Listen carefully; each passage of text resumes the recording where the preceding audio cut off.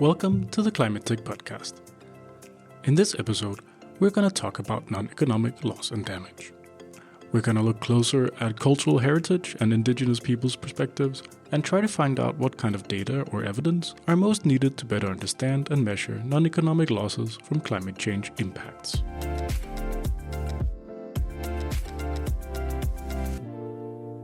Before we get started, just a quick heads up that this episode has a bit of a different format. Earlier, I've talked to Jyoti Hosagrahar, Deputy Director at the World Heritage Center at UNESCO, and Nicole Redvers, Western Research Chair and Director at Indigenous Planetary Health, and Associate Professor at Western University, member of the Denı First Nation. And then with me today is Fatemeh Bakhtiari, who's a Senior Advisor on Climate Policy, Loss and Damage at the UNEP Copenhagen Climate Center.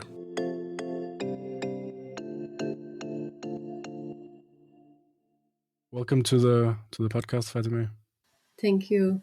Before we get into the more technical discussions, maybe we can start with you just briefly explaining what is loss and damage, and more specifically, when we talk about non-economic loss and damage, what does that entail? So loss and damage from the Article 8 of Paris Agreement refers to those irreversible impact, or let's put it like that, when we don't do good enough in adaptation and mitigation, then we will have some residual impact, and those residual impact, they will turn into the loss and damage. And loss and damage can be categorized into the ones that we can put an economic or monetary term on it and communicate it from the economic point of view, then economic loss and damage. And the ones that are intangible, so those are referring to the non-economic loss and damage. Mm-hmm. So non-economic loss and damage is fundamentally about who we are, our identities, our relationships with place, our knowledge, our language, and the cultural foundations that makes communities resilient, for example. And they are not the side note in climate discussions. They are actually central to understanding what climate change is taking from people, and often they are irreversible. When we are talking about non-economic loss and damage, we are talking about vulnerable communities, and we need to, in our assessment and in our decision making, we need to really integrate those people into that decision making and hear their voice, because those are the ones that are dealing with the impact, and those are the ones that are actually come up most of the time with so innovative solution how to address the issue, and this is important for us to really respect. Mm-hmm. Can you maybe come up with just a few examples of loss and damage and non-economic loss and damage, just to kind of illustrate the difference between the two? Economic loss and damage, for example, when we are looking into after a flood, for example, flood destroys a property, mm-hmm. the damage sort of it, or the damage to the property, so we can communicate it with the price of the property, for example, and that's like an economic loss and damage part of it. But we are also talking about a home, sense of belonging, sense of security that has been destroyed. And that is about the non-economic angle to that, if we just talk about that property itself. Mm-hmm. So it has so many other things. For example, when flood happened and people, they have to relocate to another place, and it happens. So it's a very common thing nowadays, and unfortunate in so many countries, especially the SEED countries. Mm-hmm. It's a loss of language, loss of culture, loss of belonging. These are all non-economic loss and damage, and also mental health aspect of it. That's also, we are not just talking about the physical health, that can be also put some value on it from the different methodology, but mental health itself is a non-economic loss and damage that is difficult to really put a monetary value on. Mm-hmm. Yeah, absolutely. So it's all the way from if you take from like a personal level, you lose your house in a flood, and if you're lucky and you're well insured, you can maybe get the monetary value of the house back from your insurance, but you also lose all your your memorabilia and maybe the place you grew up, and so that's on a more personal level, but then also on a whole of community and society level, if everyone loses that, it has bigger implications. Exactly. Also, like for example, I have heard the story in one of these countries that during the flooding, the ancestor graves also they disappeared, and that's like something that you can never put like a monetary value on that, and it's all about the non-economic loss and damage. That so now you don't have anything to honor and memorize from your ancestors. Yeah. And that also, since it is non-economic, that kind of leads us to the next point I wanted to ask you about, because then what do you do? How do you measure? How do you um, if you have to report on this, or how do you even figure out what is being lost if you can't put a monetary value to it? When we are talking or communicating in the area of loss and damage, usually people they really look into numbers and they want everything to be quantified and communicated with numbers. But we have to also broaden our perspective and try to understand that some concepts they cannot always be communicated in a quantitative way, and by doing that, by putting monetary value on everything, sometimes we are underestimating the value, the full picture, and that's exactly speaks to non-economic loss and damage. And therefore we need to be more mindful about it when we are integrating or talking about mainstreaming non-economic loss and damage into the climate policy, to come up with a proper indicator that not only the quantifiable indicator we are talking about indicator that is based on the values and based on the different methodologies that we can use to communicate those non-economic loss and damage. So, and that is the important part of it. Mm-hmm. In terms of the methodologies, how we can measure, we need some good indicator. Mm-hmm. The indicator related to the economic loss and damage, for example, loss of crop, that's easier. So it's out there, and then we can use it. But having those non-economic indicator in place, it's a bit difficult, and it needs a lot of consultation and looking into as I said, like looking into the community, how we can bring that indicator from the local knowledge. So we can start with simple, for example, community-led indicators. For example, continuity of practice, how many annual ceremonies, gathering, or seasonal activities can still take place compared to earlier years. The other things, for example, about when we talk about the language, so language vitality shift. For example, are children still learning the language? Is intergenerational transmission shrinking or strengthening because of the relocation that they have? And how we can communicate that, how we can measure it. The other indicator, for example, about traditional food system integrity, like are key species still available, or harvesting days become fewer or more dangerous. Knowledge repository protection, for example, what share of archives or recording or cultural material has been safely digitalized or stored so they cannot be lost in single event. Mm-hmm. There are so many cultural sites that have built in a place that they get affected by so many or different hazards, and each time the hazards the event happens, like it makes them more vulnerable, and it has also cascading effect. So that's like that also another indicator that really need to be in place to look into that. So these are some ideas that can be put in place and based on the country's situation, because when we talk about non-economic loss and damage, it's very much country specific, because we are dealing with values and also we are dealing with culture.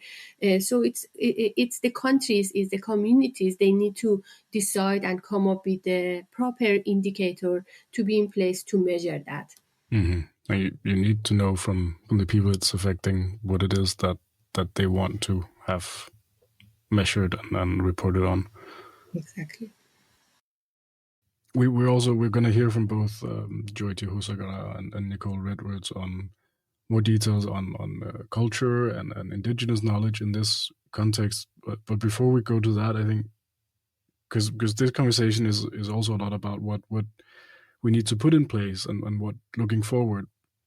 But these losses are already happening now. It's probably going to get a lot worse, but we're already seeing non-economic loss and damage and loss of culture and loss of sacred sites and also losses that are affecting on a much larger level. So just before we start, how much of a hurry are we in? Yeah, exactly as you pointed out. This is the reality now we are dealing with. We are not talking about future loss and damage that might happen, which is that also a case. But right now we are dealing with loss and damage. We are already facing with the residual impact. We are already dealing with a lot of residual risk that because of the increased vulnerability that become also loss and damage. And what is important here is to be able to make a connection or make distinguish between what we do in order to minimize the loss and damage because of addressing those soft limits, like increase the finance and technology and better knowledge for our adaptation project to make more resilience in order to minimize the loss and damage. But also we have to accept the fact that there are always hard limit to it, hard limit that links to the situation we cannot change. So we have to accept that, and then we have to come up with some proper plan how to address those loss and damage and what are the measures. And we are in a hurry. It's a fact, is a reality. We have sea level rise. We are dealing with drought. We are dealing with cyclone and flood in so many countries. So this is a reality we are facing. And the concept of loss and damage, and as you know, it's not a new concept. We have had it since the beginning of the COPs in 92. Now it's the time that we really need to start proper planning for countries and dealing with that, and also bring more funds to and help to countries. Better late than never, I guess. Yes.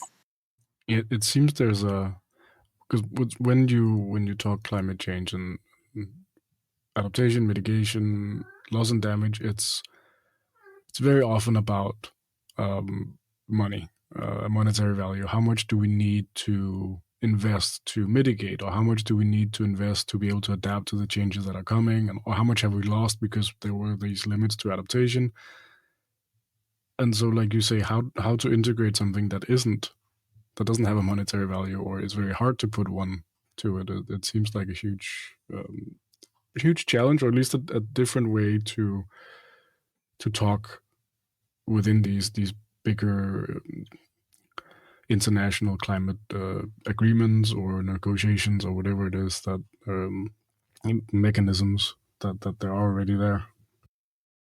Yeah, exactly, and that's why recently we can hear that there are some development and discussions around the area of non-economic loss and damage. What are the methodologies we can use in order to communicate them and get a better picture of the non-economic loss and damage. With this introduction into the what and why of non-economic loss and damage, we'll now turn to the implications for cultural heritage, both for communities and globally. So now we are going to talk with Jyoti Hosagrahar, the Deputy Director at the World Heritage Center at UNESCO. So thank you very much for joining the podcast. Thank you. Thank you very much. Before we get into the details of cultural heritage and loss and damage and non-economic loss and damage, maybe you could start out with just explaining why it's important to talk about culture when we talk about the impact of climate change. Thank you. Thank you very much. Well, I think, first of all, what is important is to understand what we mean by cultural heritage, because cultural heritage includes tangible, intangible, movable, immovable heritage, as well as natural heritage. And so it includes a variety of different types of resources. Mm-hmm. So there's a real range of different types of heritage that we're talking about.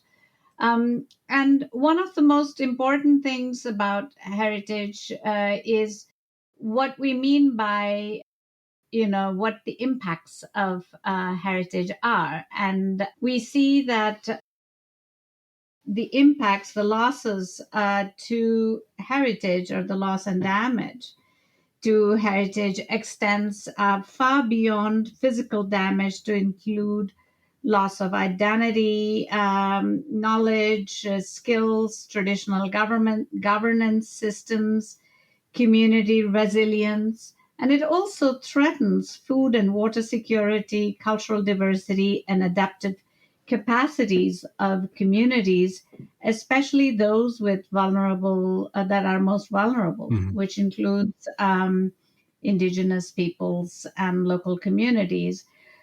So, safeguarding of cultural heritage is a very, very vital climate action.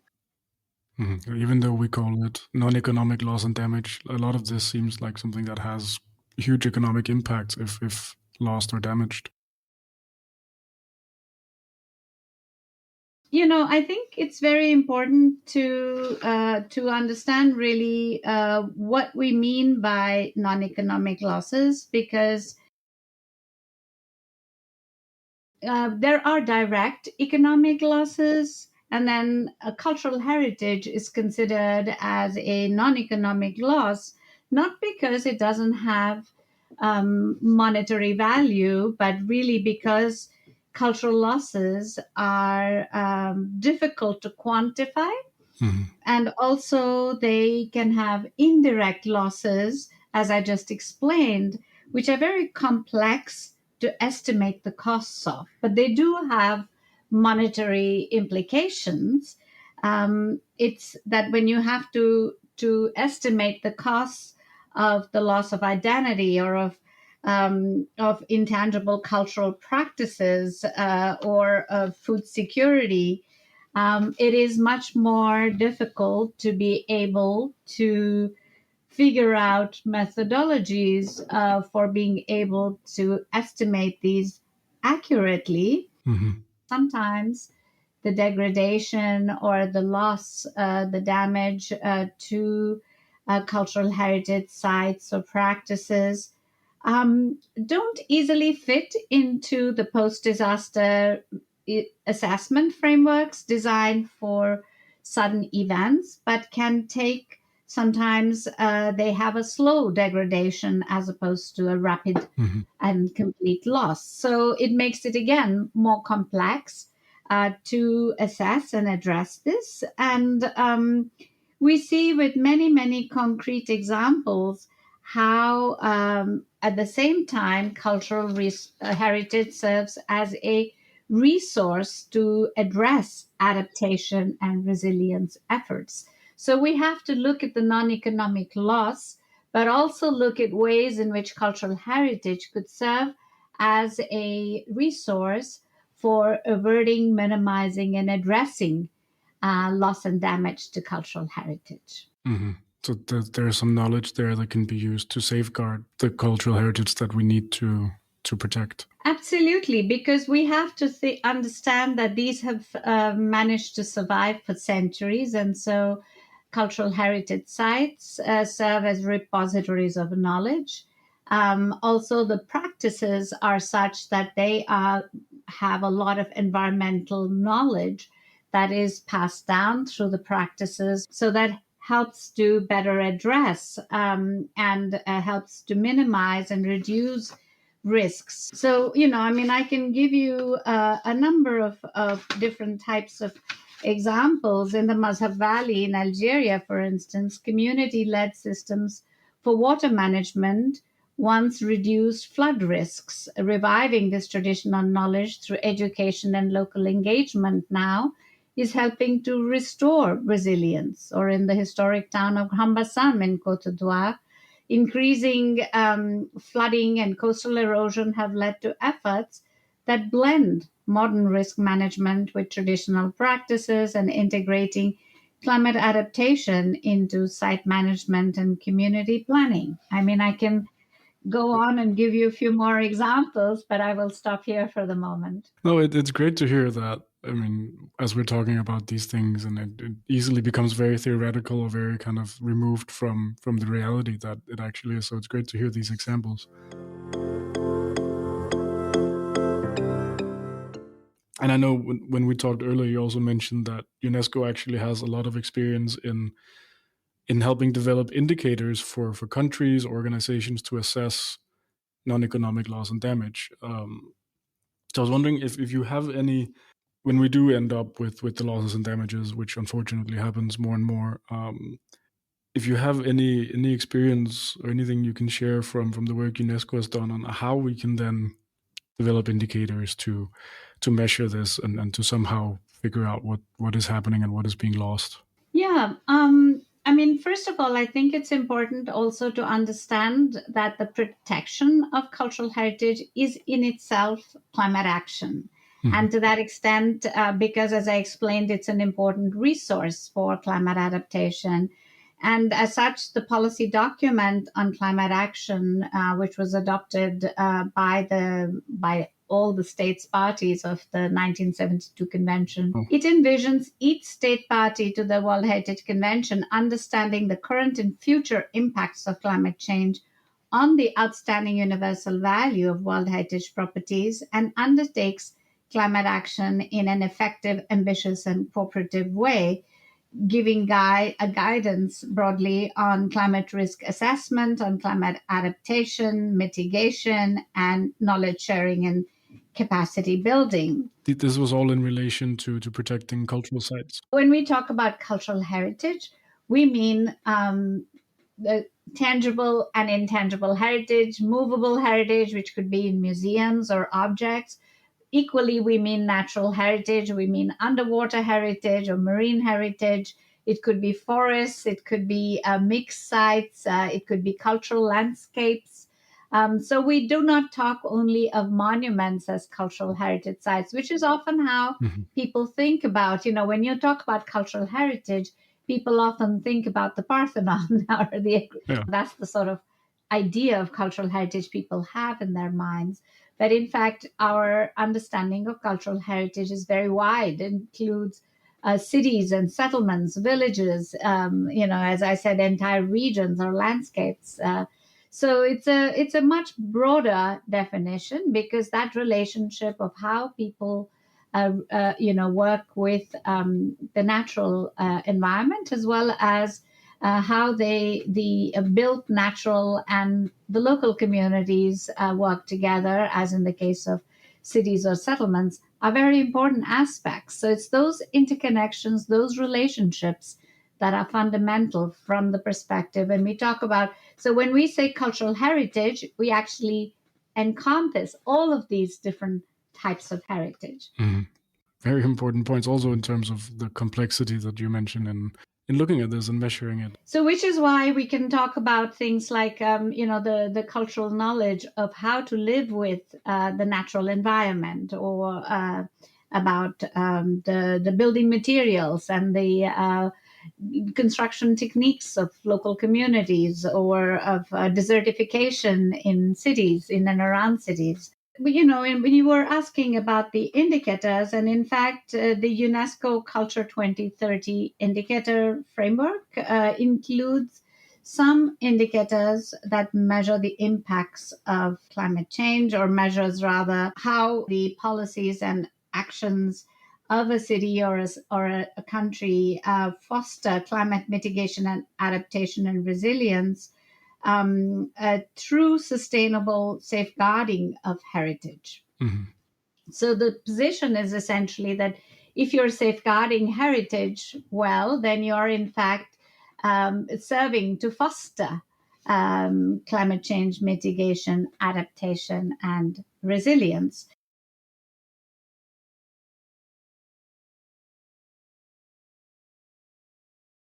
But I think what is really important is also to understand what does the loss of cultural heritage actually mean. As I said, it means loss of far greater things in terms of, uh, being able to see how culture contributed to livelihoods or businesses or communities or building techniques or traditional knowledge, so that when there is a loss of cultural heritage, you understand what that loss really means. Mm-hmm.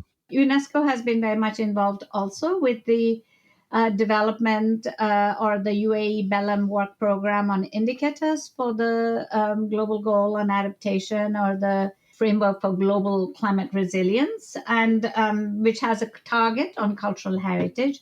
And through this process, 8 indicators were developed, enabling a more focused and practical approach to monitoring progress. And these indicators address the protection of cultural heritage against climate related risks, including the development of adaptation strategies, the design of climate resilient infrastructure, digitization, and the integration of traditional and indigenous knowledge into climate change, both to inform and the assessments as well as adaptation actions and mitigation actions. And these have been published on the UNFCCC website. So there's the UNESCO Culture 2030 indicators, and there are these UNFCCC indicators that also UNESCO has been involved with. So I'll stop there.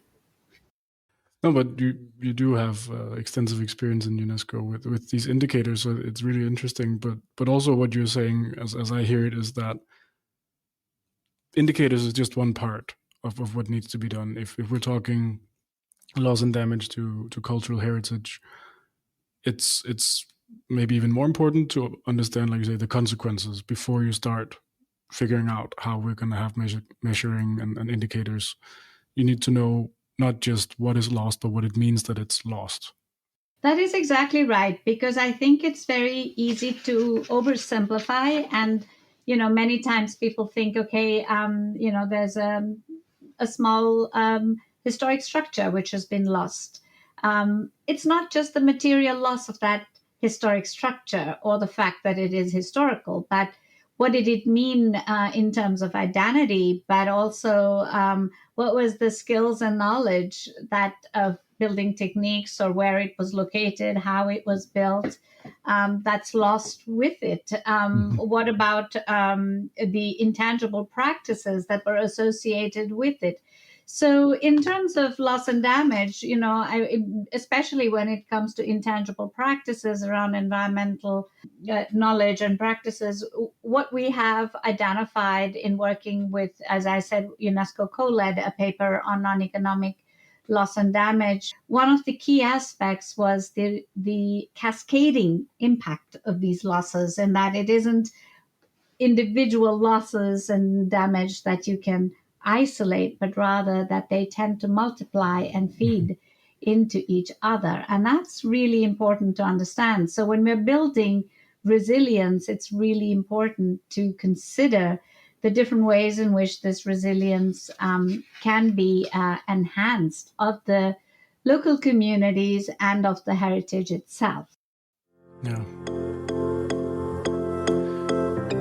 So if we're looking ahead, what in your opinion would be like what is the next steps? What do we need to do if we want to set up a framework where non-economic losses and damages are, I want to say perfectly, but adequately picked up and measured, and in some way, I guess, ending with some kind of compensation? In order to be able to support countries, cities, places to be able to measure this, most important, cultural heritage has to be recognized adequately within climate change frameworks. And I think this is step number one, and this is really important. So this global goal on adaptation, having a target on cultural heritage, is vital, very important. This is step number one. Second is understanding the breadth of this, what cultural heritage means and what that loss means.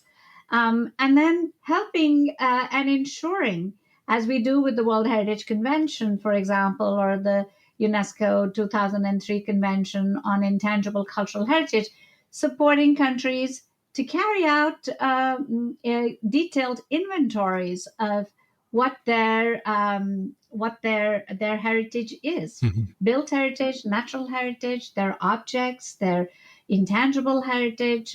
All of it needs to be inventoried and then monitored at all different levels, at the level of the communities, at the level of the regions or the states, at the national level, and at the international level, because you're never going to be able to know what changes have been impacted if you don't have adequate inventories and documentation. And that's why we put a lot of emphasis on the idea of digitizing and documenting, because that's the only way you will know what changes have occurred.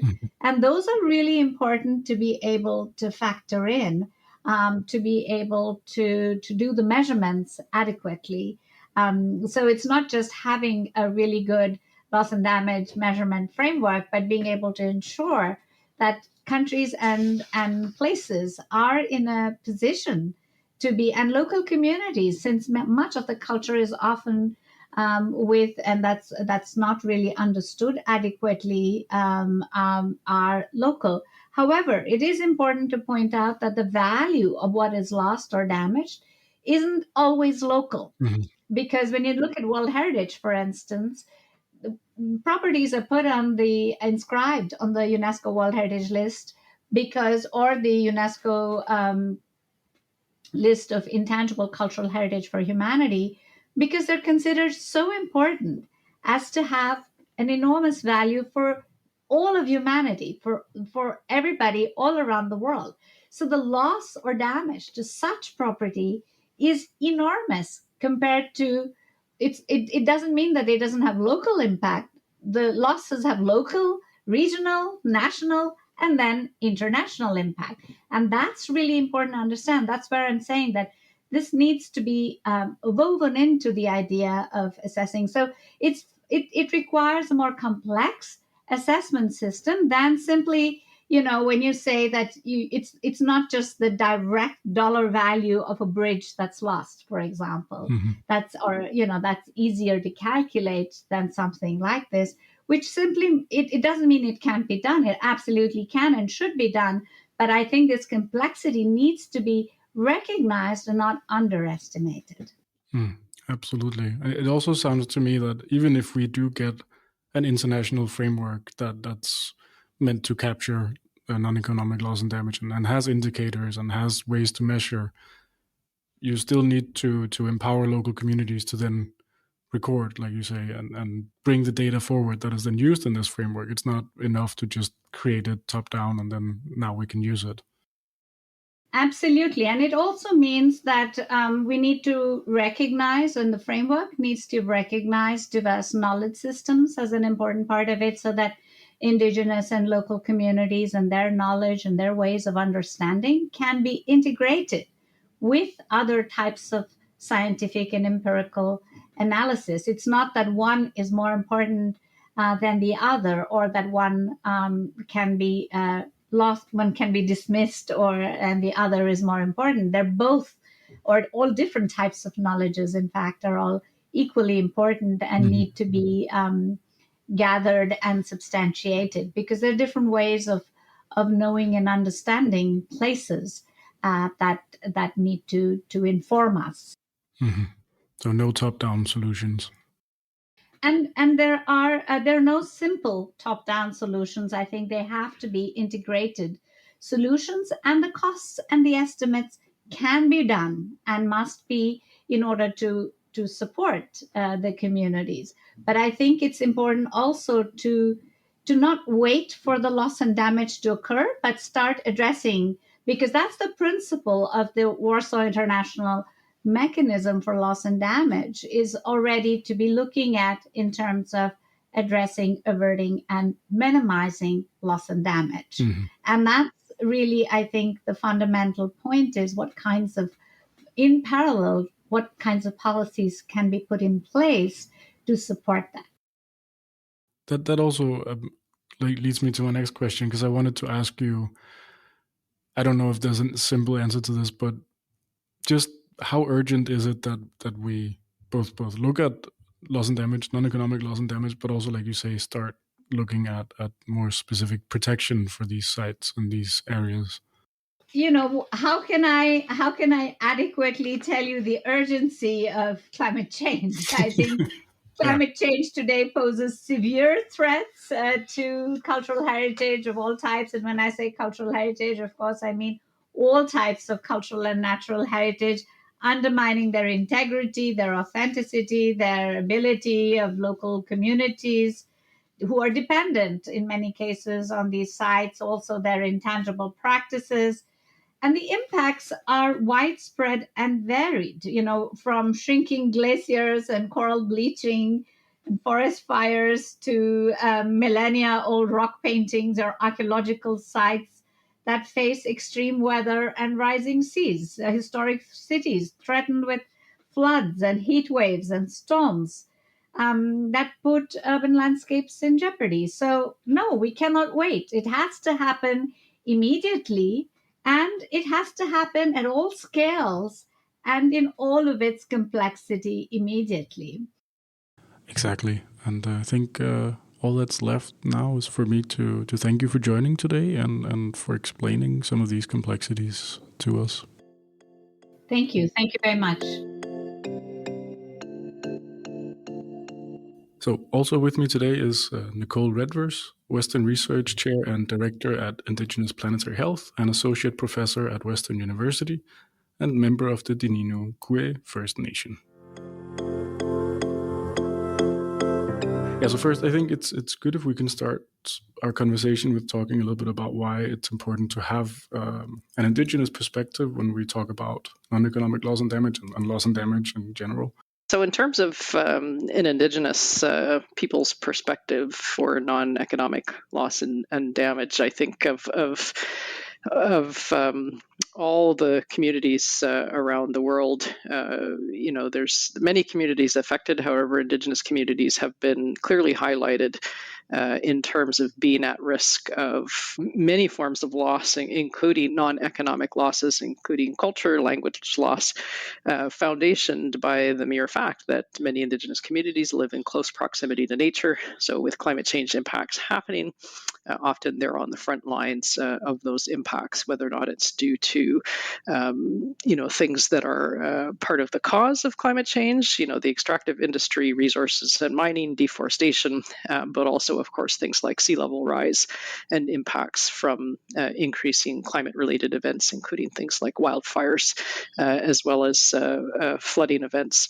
So, these kinds of impacts end up affecting a community with vast and deep traditional ecological knowledges, which end up being an important knowledge base for solutions for some of the greatest crises that we face. So at the same time that we're having these communities be affected to literally no impact from their own in many cases, we're at the same time losing generations, millennia of ecological knowledges and other knowledges that are potentially impactful for all of humanity.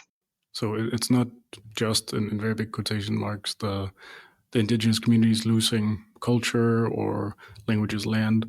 It's actually, on a global level, us losing knowledge that could help us in the longer run.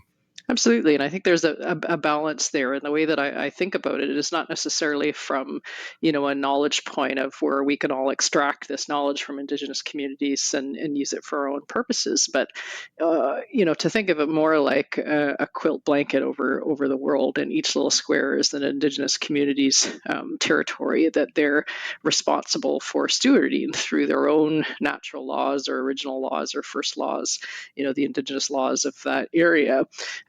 Give a responsibility for stewardship roles and taking care of the land. So each of these squares coming together across the world creates this stewardship blanket where Indigenous communities are protecting forests, they're protecting landways, not only for their own territories, but also as a responsibility for all of Mother Earth. So I think the that kind of analogy portrays the impacts to those communities, because as soon as you start taking squares out of a quilt, at some point the quilt's not going to be a quilt anymore. Mm-hmm. Yeah, at some point it's not gonna keep you warm anymore. Exactly. Do you have any concrete examples of how indigenous peoples or communities are affected? And I don't know, we talked about earlier some of the examples, but also the urgency that this issue has in some places. Yeah, absolutely. I mean, if you look at indigenous communities in the Pacific Islands, particularly places like Tuvalu and others who are on the literal front lines of having to consider what happens next with, is it dignity with migration with dignity? Is it trying to plan for eventually having to move 11,000 people on that island to somewhere else, to a different country, to a different nationality? We've had on the west coast of the North American continent just a few weeks ago now a very rare climate-related weather event that resulted in many communities in Alaska having to be forcibly removed due to substantial sea level surge. We have coastal erosion happening, along many of the ocean banks, but particularly amplified in the Arctic regions. And then, of course, probably the most obvious thing that has affected many people is the wildfires, of course, because smoke has no boundaries. And the wildfire smoke, of course, has been floating around the world. Canada, of course, being very impacted, but we've also seen many other regions, including non-Indigenous communities, of course, being impacted in Europe as well. But, the proportion of impactees, at least here in the Canadian context, has been majority First Nations communities on the front lines of these wildfires, dealing with the impacts not only from exposure to wildfire smoke, but also, of course, the impacts of the fire itself, with forced relocation in many cases happening, sometimes for weeks at a time, with loss of structures, loss of hunting grounds, loss of berry patches for picking, loss of cultural sites that are used. And in fact, in my home region, when we had a very large wildfire rip through in the summer of 2023, it burnt down one of our only cultural repositories that held decades of recordings, of videos, of traditional knowledge in that place that didn't have backups because that wasn't anticipated. So there you go, half of our knowledge repository lost in an instant. So these impacts are timely, they're happening now, and they're incredibly impactful for the Indigenous communities that are experiencing these events. Mm-hmm.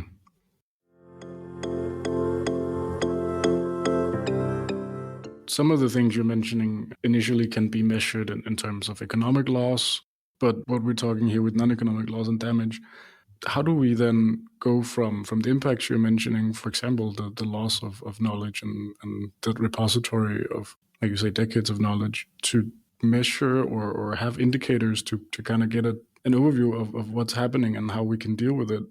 What kind of indicators or measures could reflect these losses? Mm-hmm. Yeah, it's a very timely question, and I think at least within Indigenous communities, what I've seen is, very preliminary conversations around that, because there's, although there's been times within our colonial history where forced assimilation, for example, was a policy of many governments, and cultural loss was a government mandate in many places. In fact, it was, part of national policies in many countries to ensure the full cultural erasure of Indigenous peoples in many places of the world. And in fact, it's still ongoing today in some countries. So because of those experiences, we have, a lot of measures that have been developed in terms of, what we might call historical grief or historical loss from, measuring the consequences more at a personal, a family, and a community level on the impacts of that. But that's very different than the anticipatory sort of, forward looking to say, okay, well, if we lose, these Indigenous languages that hold within those languages deep ecological knowledge on these ecosystems that are now underwater, and what does that actually mean in terms of loss for not only the person, but the family, the community, and even bringing it up into the region and perhaps the planet, depending, of course, on if there was a traditional medicine that happened to be on that island that could have been a plant used for antimicrobial treatments now that we have increasing antimicrobial resistance in areas. These are the kinds of things I think that really need some thought process. But what I feel needs support right now is to have Indigenous communities sit together in regional gatherings to really think about what this actually means from a measure standpoint. Because in some ways, a lot of communities are sometimes reluctant to put Westernized or Euro-Western centric measures on things like our lives. And what are the implications for that generally, despite now we're at a crisis point where, particularly in some communities that are facing forced relocation, those conversations might actually, start to be a little bit more accepted, because the losses are being perceived in real time right now, and the impacts of those are going to affect generations to come. So I would love to see some gatherings happening and supported by agencies to have Indigenous peoples, Indigenous scholars that are doing measures around culture, both in a strength-based way, but also, in an impacts way, to really put our heads together to try to figure out how to look at this issue. Because if we don't, my concern is that these measures are going to come from external places, in meeting rooms and COPs where Indigenous peoples may not necessarily be present, and it's not going to reflect the worldview of Indigenous peoples in those measures. Yeah, it's a good point, because it seems like to me that like you say, it's not a new thing for Indigenous peoples to have experienced loss and loss of culture, or many kinds of loss. But this link between how that has been looked at or measured or recorded, and then if you can call it the global climate architecture with funds and compensation, or however we're looking at adaptation and loss and damage through COP negotiations, like the link between those two, do you see that as existing at all right now? No, not at all, actually. And that's where the gap is, we do have bodies of experience and knowledge and scholarship, particularly, led by many Indigenous scholars in places, but it has not been bridged to the situation of the climate circumstances outside of, ecological grief, eco-anxiety, sort of more localized scales of personalized or community impacts, but it's not necessarily putting it forward to a specific measure of loss that could be used in negotiations, for example. So hence the need, I think, for these dialogues to be occurring, and hopefully support coming soon, because the cat's out of the bag. These discussions are happening, but in many cases, Indigenous peoples are not at the table, deciding around these things. Yeah. I mean, it's already a challenge to talk about and to measure non-economic loss and damage, but it seems like if you then have the Indigenous perspective, it's the challenge is even bigger, because there isn't this inclusion of that perspective. Absolutely. Yeah. Indigenous peoples are not privy to negotiation status in many of these, instruments that are occurring. So automatically, when you're outside of the circle, it's easy for those perspectives to get lost. Before we go into how you should or could include it, and how you could have these consultations that you mentioned, do you have any good examples of what metrics could be used for this to measure and have indicators for non-economic loss and damage in this perspective? I think, there's, I've been thinking about this for a bit, and the most easy, I think, that probably most Indigenous peoples would agree, although again, I'm, making an assumption here just based on, experience and conversations with folks around the world, is two proxy measures. One is the loss of Indigenous languages, and Indigenous languages are 100% in most cases completely tied to land and land bases from communities. In fact, we often say that the language comes from the land.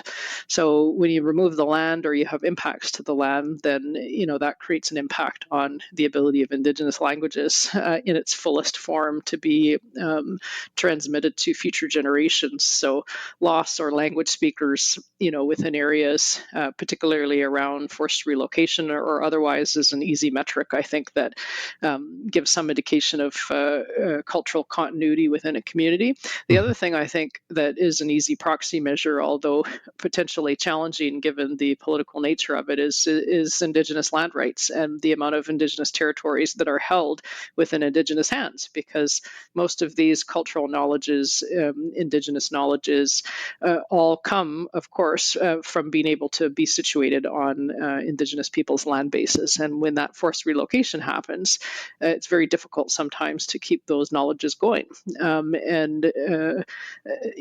It would be quite straightforward in my mind, at least with participating governments, and that's usually where the challenge lies, in being able to codify the amount of Indigenous territories that are held in Indigenous hands, and either increasing, meaning they're regaining territory that was either forcibly taken in the past, or perhaps is being pressured by resource extraction or industry, which is an ongoing issue in some areas, because the more Indigenous lands, the more stewardship that we know is happening within those areas, the more biodiversity that's there, in which case the higher likelihood of cultural continuity with that gone. We know cultural loss is occurring just because of the close ties of Indigenous peoples to their land bases. So those would be two easy proxy measures, I think, very few people would likely argue against. Yeah. When you say cultural loss, that would then also impact how the land is being stewarded, and then we can go to biodiversity laws or environmental laws, and then moving on to, like you said, that's a loss not just for the community, but could be a loss globally.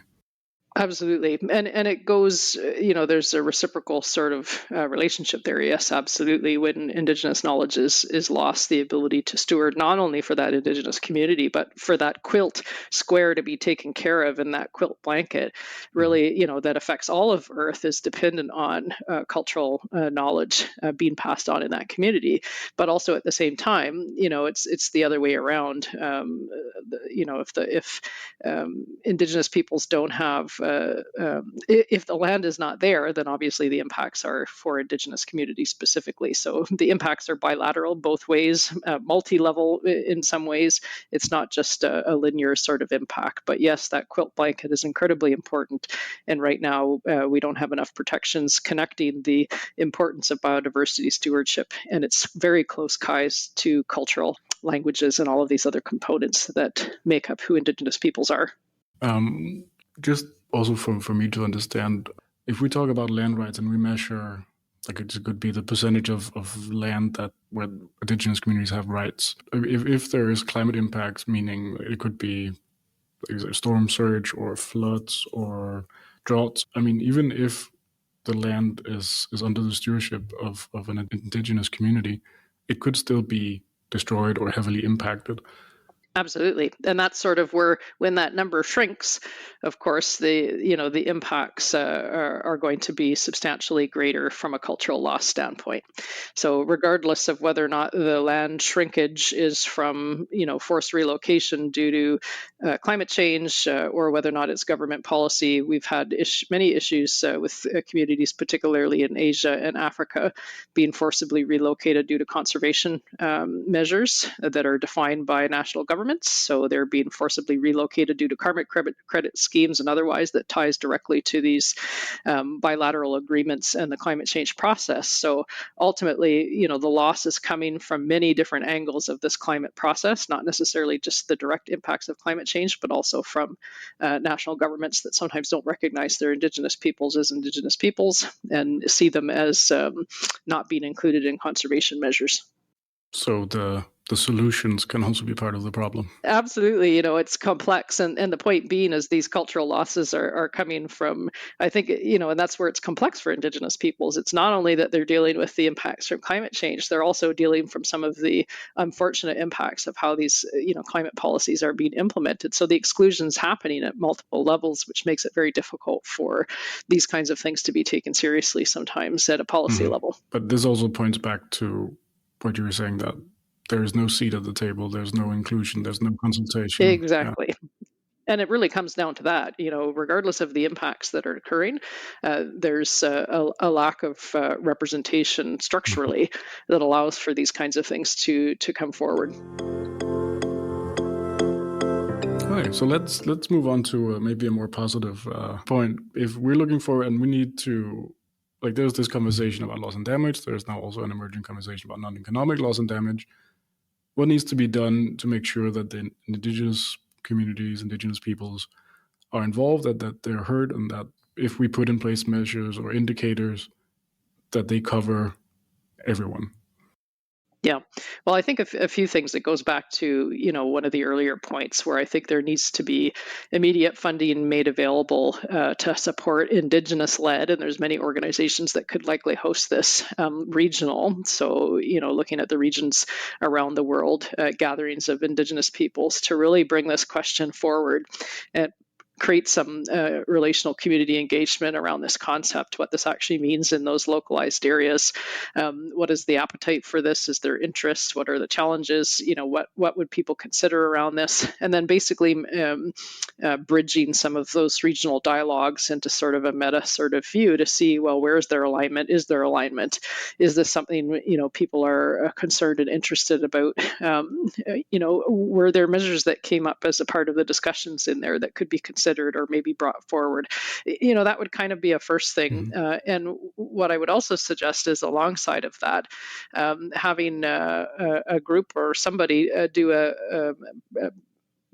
specifically, I would say an Indigenous person do a global scan on available cultural indicators that are being used right now or have been used, in the most recent past around cultural loss and what this might actually mean or how it could be leveraged for these conversations. So instead of reinventing the wheel, maybe there's things out there already that have been used successfully.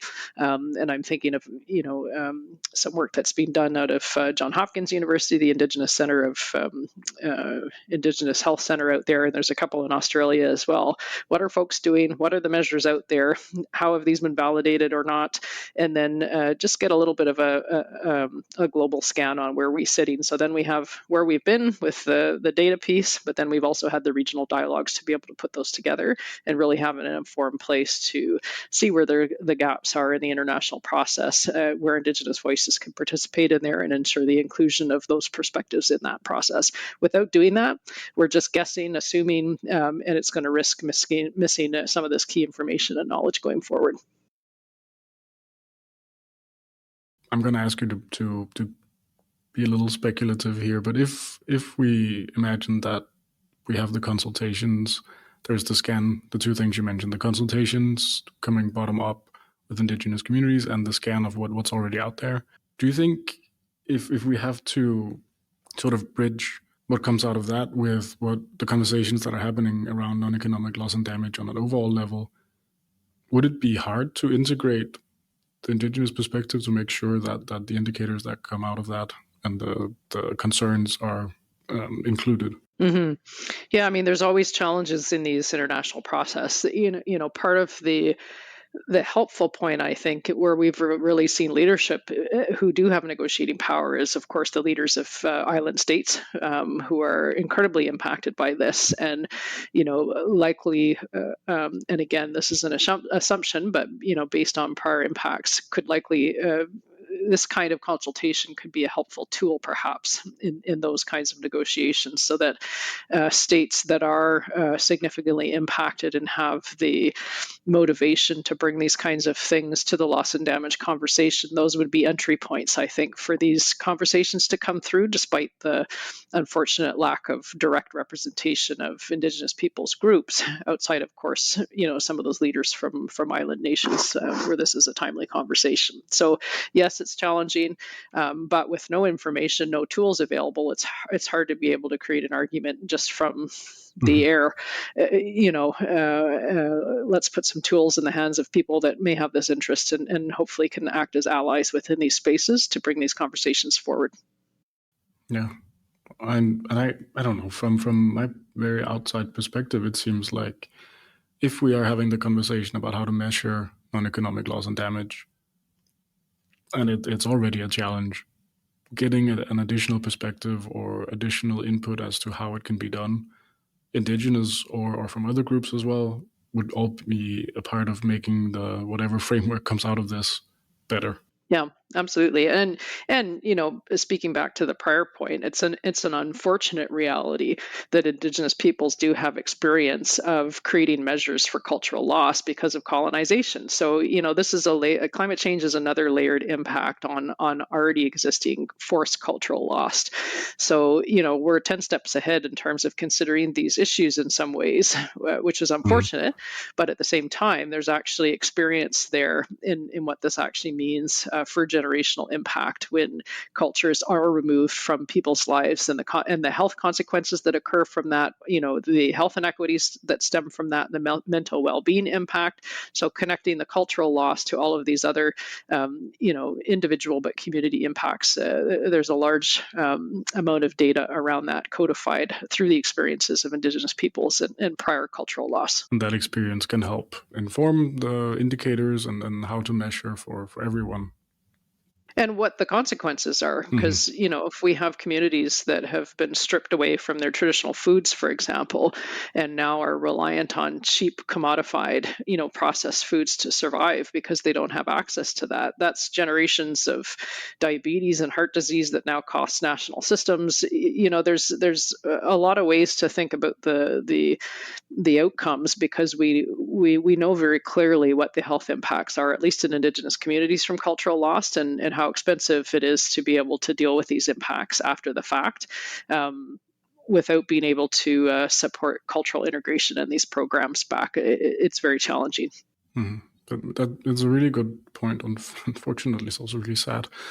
But that the experience is there, and that, especially for Indigenous communities, it's happened many times over. Absolutely. And this is, it's an underappreciated facet, I think, when we talk about the climate experience here. And for many people, there's a lot of fear and anxiety. But I think it's why we see a lot more grief pictures in Indigenous communities around these losses, because it's another layer of loss, from many of the generational impacts that have occurred over generations from colonialism. We also got away from the positive looking forward part. It's hard to stay there. And that's the challenge part, it's when we're talking about loss and damage, loss is sort of the piece of that. So it's, there's some truth. I think it's hard to get to reconciliation before walking through truth. And until we understand the truth situation and the experience of loss that has occurred, in other places, we risk reinventing wheels, where in actual fact, we might already know some of the consequences that occur from pulling people's culture, out from the rug under them. And this has been done in many areas of the world, and we know the impacts of what happens when you remove somebody's culture, their language, and you try to assimilate them into another kind of area. It's an unfortunate, sad reality, but perhaps could help inform some of these discussions. Yeah, it's definitely a perspective that needs to be included. Maybe the only other very minor point that I will say is that there are challenges sometimes in these dialogues, just given the assumption that Indigenous peoples are one peoples, where, of course, we're a very, diverse group. Even here in Canada, we have 640 plus different First Nations. In the United States, 574 plus, American Indian communities, not including Alaska Natives and our Inuit communities as well. So that's just in North America, let alone in other places of the world. So this is why these dialogues are so important. We can't assume a homogeny of Indigenous voice around this issue, and have to appreciate the heterogeneity and the regional context-specific distinctions that may need to be made as a part of these conversations. That's when you're talking consultations, and then you also, I think the first thing you mentioned was funding, because it is a big undertaking. Yeah, it is a big undertaking. At the same time, I think the importance of and the amount of money that we're speaking about in the loss and damage conversation, these costs would be minuscule comparatively to those dollars being discussed. True, and compared to the losses that are going to be incurred or are incurred already. Absolutely. Thank you very much for joining.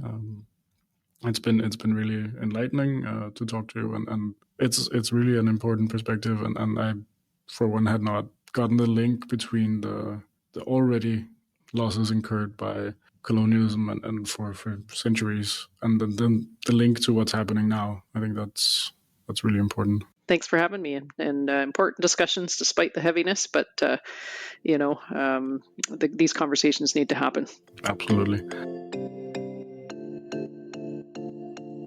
So Fatemeh, now we've heard the other two interviews. What are your immediate reaction to what they have been saying about the importance of culture and the way that UNESCO is working with that, or the perspective from indigenous communities and their already, sadly, their existing experience with losing culture and ways of life, not due to climate change, but due to other external factors? Yes, thank you.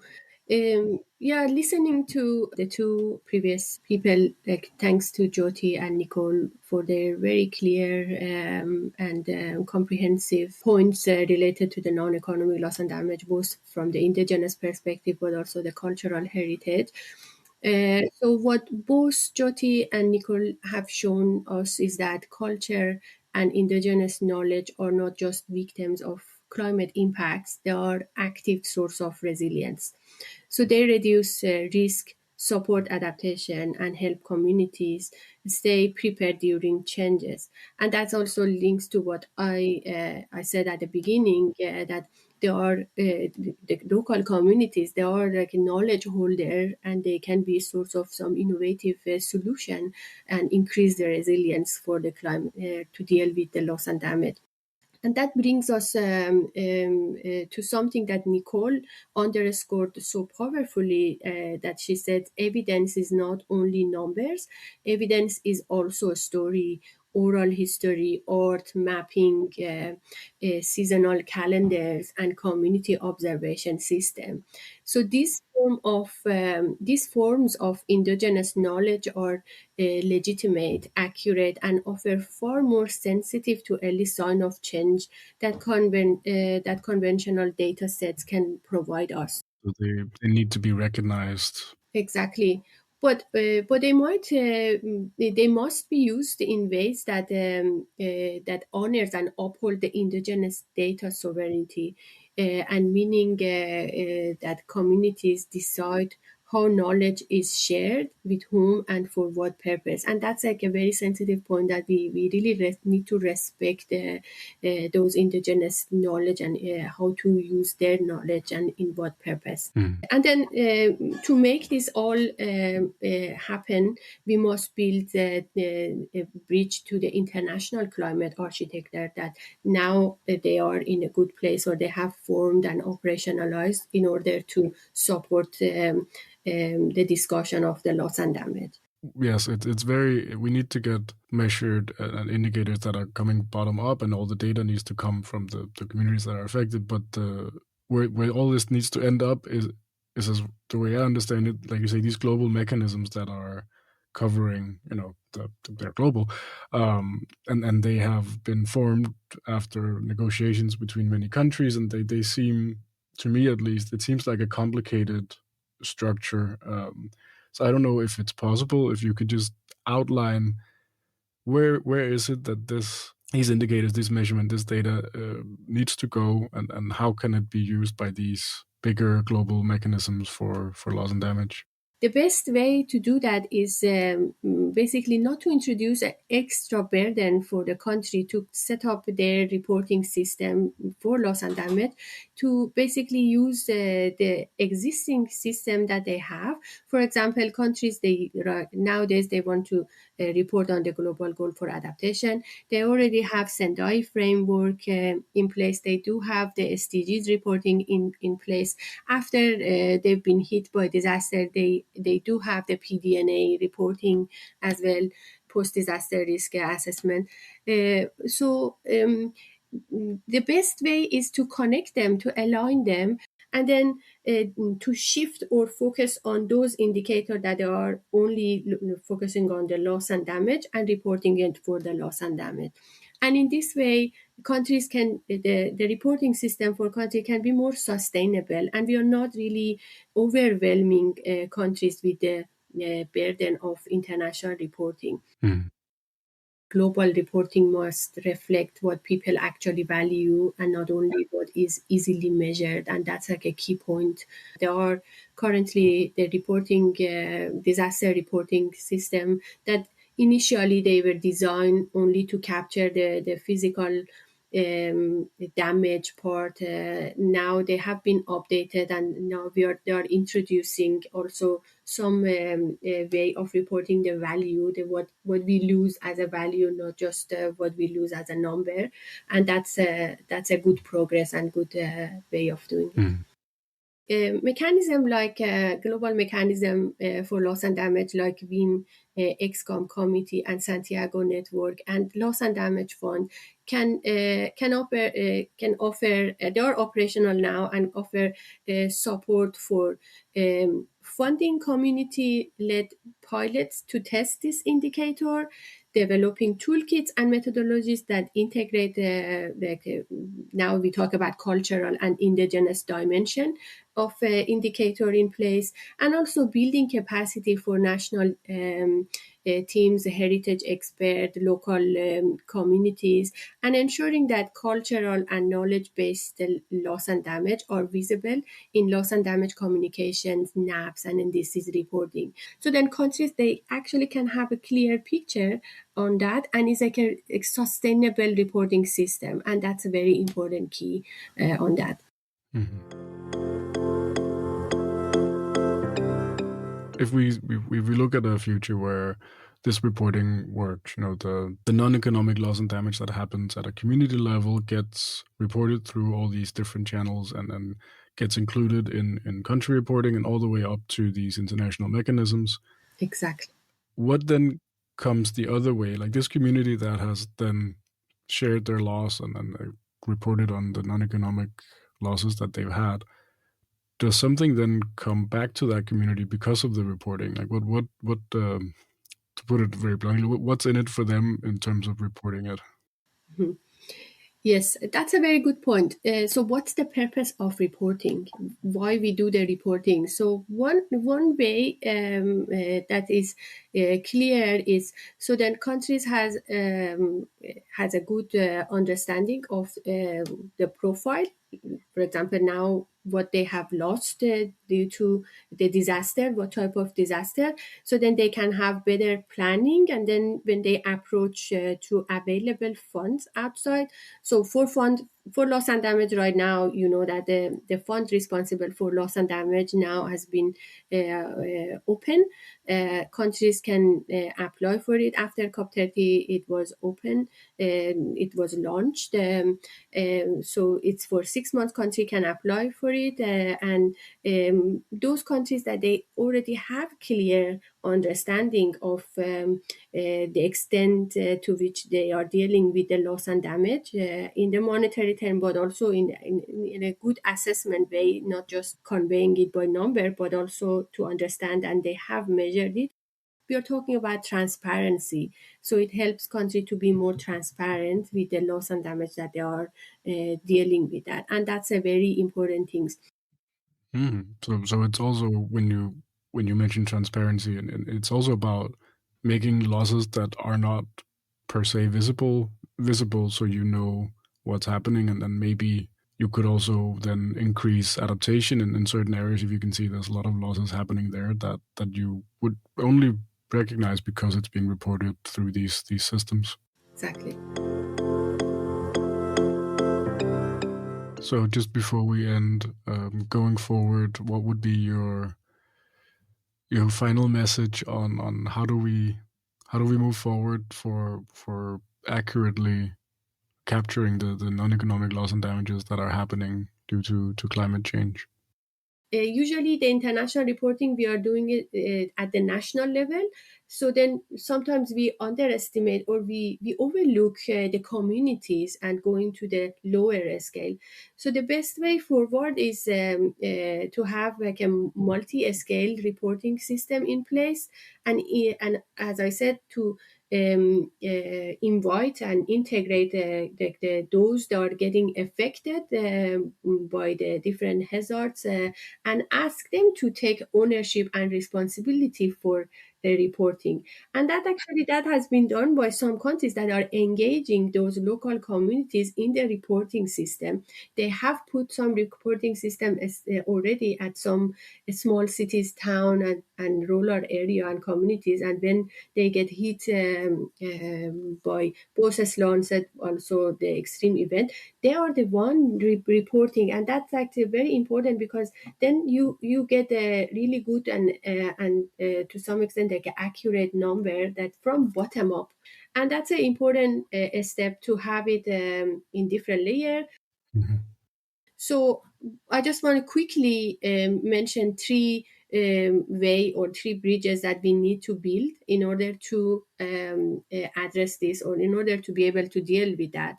First is from the recognition to the measurements.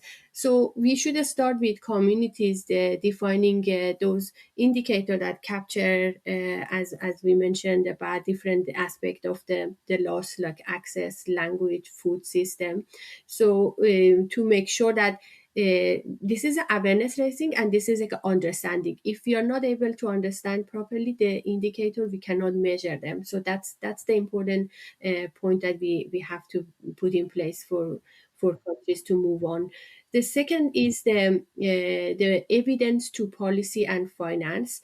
So we should embed the topic of cultural heritage, indigenous indicator in the national reporting in a way that it goes all the way to the internet to the responsible entities. So when countries, they are asking for fund for loss and damage, so they should be able to speak to those. So it should be clear. We should not convey our message in a more in a general way. We should be clear about what we are talking about, what aspect of non-economic loss and damage we are talking about.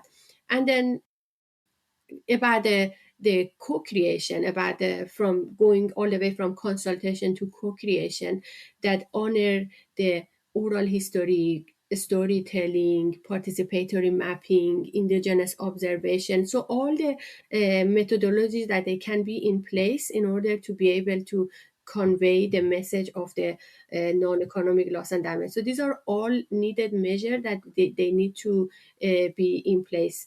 And if we do this, if we measure what matters to communities and finance what they prioritize, so we can protect far more than monument or artifact. We can protect identity, belonging, memory, and the level of knowledge that carries resilience, not only rebuilding what is damaged, but also safeguarding who we are and what we belong to. It's basically the front line of climate change. Exactly. Yeah, so I'm glad you also added that.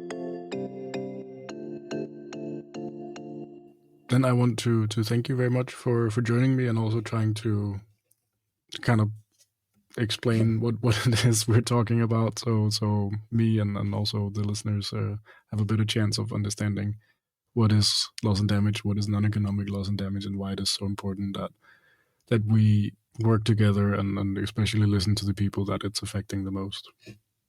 Thank you.